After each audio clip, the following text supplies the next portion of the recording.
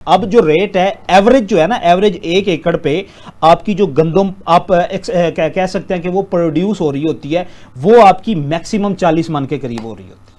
तो एवरेज, या आप एवरेज कह लें कि 40 मन, क्योंकि ज्यादातर देहातों में 100 किलो की बोरी को जो है उसको मेजरमेंट उसकी की जाती है, जिसमें आपकी ये कहते हैं कि एवरेज 15 बोरी है। तो अगर डिटेल में जाए बगैर 1 एकड़ पे 65 से 70 हज़ार खर्च कर रहे हैं आप, और जो याफ्त है वो कितनी है आपके पास? जो टोटल आपकी आपका जो टोटल रेवेन्यू आ रहा है वो मैक्सिमम 1 लाख रुपए, यानी कि किसान को 6 महीनों में 1 एकड़ पे जो प्रॉफिट आएगा वो 30,000 रुपए का 6 महीनों पे। और इसमें वो अपनी मेहनत नहीं शामिल कर रहा, जो उसने रात को पानी लगाना है, दिन को पानी लगाना है, अपना टाइम स्पेंड करना है, उसके अलावा स्प्रे अगर खुद करना है। अब अभी मैंने स्प्रे मशीन से या लेबर पे करवाने की भी बात नहीं की, अगर उसकी अपनी लेबर शामिल की जाए तो किसान को कुछ भी नहीं बच रहा इस रेट पे। अब ये किसान कंट्रीब्यूट नहीं करेगा जब आपकी, और इससे क्या हुआ कि आपकी ओवरऑल एग्रीकल्चर प्रोडक्शन जो है वो कम हुई है। आपने देखा है अभी बजट में देखा है कि आपकी एग्रीकल्चर प्रोडक्शन जो है वो मोर देन 22% कम हुई है, और इस 22% जहां पे आपकी कंट्रीब्यूशन 22% थी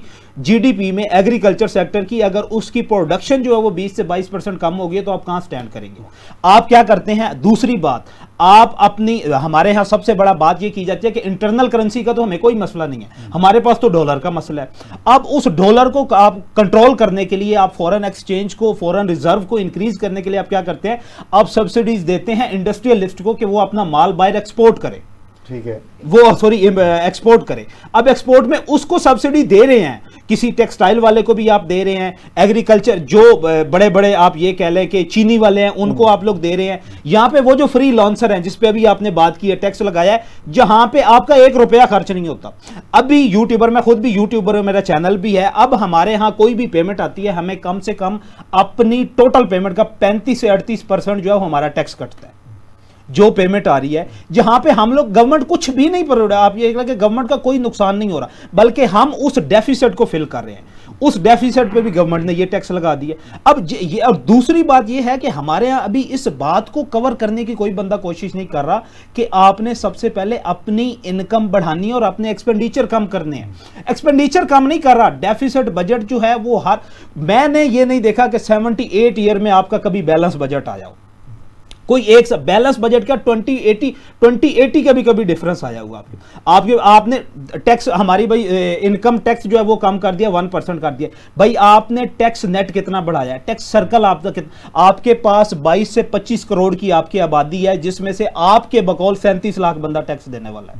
आप टैक्स नेट में क्यों नहीं लेके आते? दूसरी बात, आप छोटे लेवल पे आप लोग दिहाड़ीदार को तो आप लोग पकड़ते हैं। वैसे मैं आपको एक बात बताऊं, ये भी एक बहुत बड़ा झूठ है कि सिर्फ 35 लाख टैक्स देते हैं लोग। आप ठीक है, आप देखिए 3-3.5 करोड़ बिजली के सार्फिन है पूरे मुल्क के अंदर, और बिजली के बिल के अंदर 13 टैक्स हैं, शामिल है, बिल्कुल शामिल है। तो वो तो हर बंदा दे रहा है, वो तो हर बंदा। एक मजदूर जो घी खरीदता है, ऑयल खरीदता है, दाल खरीदता है, साबुन खरीदता है, माचिस खरीदता है, उन सब पे वो टैक्स अदा कर रहा है, जो कि छन के हुकूमत के पास जाता है। तो अल्टीमेट जितने टैक्स हैं वो किसको पास ऑन होते हैं? वो तो फाइनल कंज्यूमर को जो अल्टीमेट कंज्यूमर है। तो इसका मतलब है ये कहना कि 35 लाख टैक्स पेयर हैं, ये बिल्कुल झूठ है। और हमारे हुक्मरान, हमारे ब्यूरोक्रेट्स जो ये चीज़ें करते हैं, ये बिल्कुल कौम को गुमराह कर रहे हैं। खान साहब, जैसे इन्होंने बताया कि एग्रीकल्चर की तो ऐसी तैसी फिर गई है, और आपने भी कहा कि जो अपोजिशन है, अपोजिशन तो अपनी जगह पर है, उसने तो मुखालफत करनी ही करनी है। जो इनकी सबसे बड़ी इत्तेहादी जमात है उसने भी इस बजट को रिजेक्ट कर दिया है। वैसे तो जो पीपल्स पार्टी के अदवारे हुक्मरानी रहे हैं वो लोग प्रो पब्लिक, प्रो एम्प्लॉई उनका स्टांस रहा है हमेशा। उस पर एक अलग प्रोग्राम भी किया जा सकता है कि उसके नुकसानात भी कई दफ़ा हुए हैं।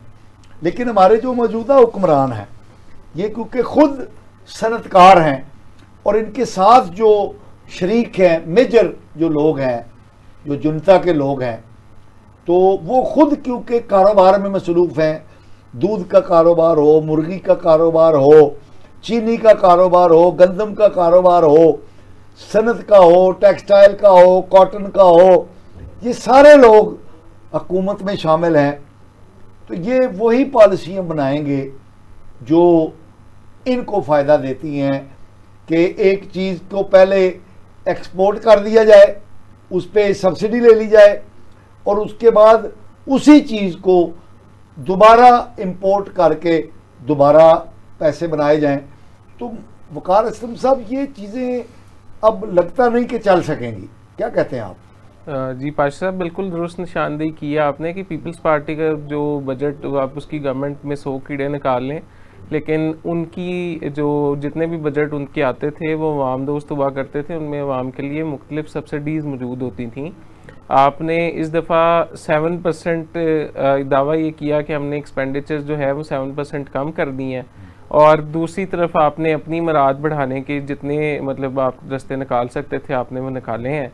और मेरे भाई ने बिल्कुल दुरुस्त निशानदेही की कि ज़राअत जो 40% कंट्रीब्यूट करता है मुल्की मईशत में, उसको आपने प्रायोरिटी के अंदर रखा ही नहीं है कि एग्रेरियन स्टेट होने के बावजूद आपने ज़राअत पर बिल्कुल किसी किस्म की कोई सब्सिडी नहीं दी। सब्सिडी इस वक्त क्यों ज़रूरी थी उसकी वजह मैं बता देता हूँ कि जितनी क्रैश क्रॉप्स हैं, जिस तरह गंदम है, चावल है, कपास है, उनके ऊपर अब जो किसान ने एक फेस किया ना सिचुएशन, जो जिस चीज़ को उसने झेला है कि 2200 रुपये मन गंदम बेचने पर वो मजबूर हुआ रहा है।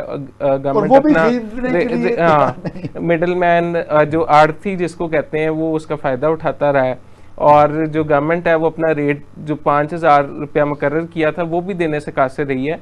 तो ऐसे टाइम में किसान को एक सब्सिडी की ज़रूरत थी। आपने ये तो बुलंदोबांग बहुत दावे किए कि हमने कोई रॉ मटेरियल पर टैक्स मज़ीद नहीं बढ़ाया, बड़ी मेहरबानी है आपकी कि आपने मज़ीद टैक्स नहीं आयद किया।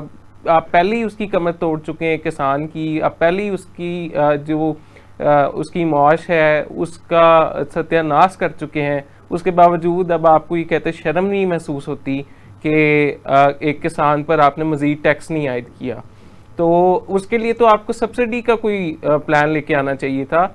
आपने 7% एक्सपेंडिचर कहा कि हमने कम किया है, कम किया है जिसमें 500% आप अपनी तनख्वाहें बढ़ा लेते हैं। हाक कम किया है कि जिसमें आपको अपनी मरात और अपनी माश की तो फिक्र रहती है, आपको अपने अलाउंसेस की तो फिक्र रहती है, आपको अपनी तनख्वाहें बढ़ाने का तो जोश रहता है, लेकिन आवाम के लिए आपको सोचने पर ज़रा भी ख्याल नहीं आता आपके जहन में। एक इम्पोर्टेड वज़ीर ख़जाना यही कुछ कर सकता है। और जहाँ तक मुझे याद है, शहबाज शरीफ तो सोलर के प्रो हुआ करते थे, सोलर पैनल लगाने के मतलब उन्हें वो प्रमोट कर रहे थे इस चीज़ को, लेकिन जो आपके इम्पोर्टेड वज़ीर ख़जाना है वो 18% उस पर टैक्स आयद कर देते हैं। जबकि जो ग्रीन हाउस इफेक्ट जो आपने बताया है कि वो जिस तरह वापडा को सारिफ बिजली बेचा करता था, उसका भी मतलब पूरा सत्यानाश है कि मतलब बिल्कुल। और कई दफ़ा तो ऐसा होता है पाशा साहब कि वो यूनिट वो वापडा को दे भी रहा होता है और वापडा ये मानने को तैयार नहीं होता कि सोलर के थ्रू यूनिट्स जो हैं वो उसने हासिल कर लिए हैं। तो ये भी एक शर्म का मुकाम है। और मुझे लगता है कि 2023 की तरह इस बजट में भी खासी तब्दीलियाँ मुतवक्का हैं, और इसकी रिजेक्शन की मतलब जो वज़ीर ख़जाना बढ़ के मार रहे थे कि अगर पार्लियामेंट के ज़रिए ना हुआ तो हम एक ऑर्डिनेंस के तहत उसके तहत इसको कर लेंगे पास, तो वो उस दावे से भी हवा निकल गई। उन्हें भी डर है कि ये पास ना हो, ये पास नहीं होना, और ये इस ऑर्डिनेंस वाली उससे भी हवा निकल चुकी है। और मैं खबर ब्रेक कर रहा हूँ कि ये इसमें बहुत बड़ी चेंजेस मुतवक्का हैं इस बजट के अंदर। और क्या चेंजेस आप सोचते? इसके अंदर चेंजेस सबसे ज़्यादा ये हैं कि डेवलपमेंट सेक्टर के अंदर भी आपको स्पेंडिंग करना होगी, और उसके अलावा जो मरात है उस फैसले को भी रिवर्ट किया जाएगा।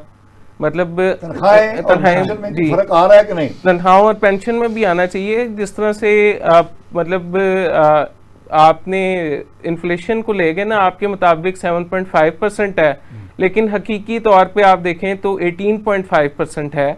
मतलब जो ग्राउंड रियलिटी है, मतलब आप रादोशुमार और डॉक्यूमेंट्स में जो मर्जी मतलब गोरख धंधा बना लें, लेकिन असल बात यह है कि जो इन्फ्लेशन है ना उसने पूरी मतलब सिर्फ मिडिल क्लास की नहीं हर लोअर मिडिल क्लास से लेके मिडिल क्लास तबके तक हर किसी की कमर तोड़ के रख दी है। और आपने इशराफिया पर टैक्स नहीं लगाया, आपने फिर उस ग्रास रूट लेवल पर टैक्स लगाया जहाँ से मुल्क स्टैंड करता है। और अगर आपने इस फैसले को दुरुस्त ना किया तो ये मैशत, मुझे लगता है जो अब 2.1 पे हमारी जीडीपी गया है ना, वो दोबारा मुझे डर है हाकम बदहन वो 0.29% पर दोबारा ना पहुंच जाए।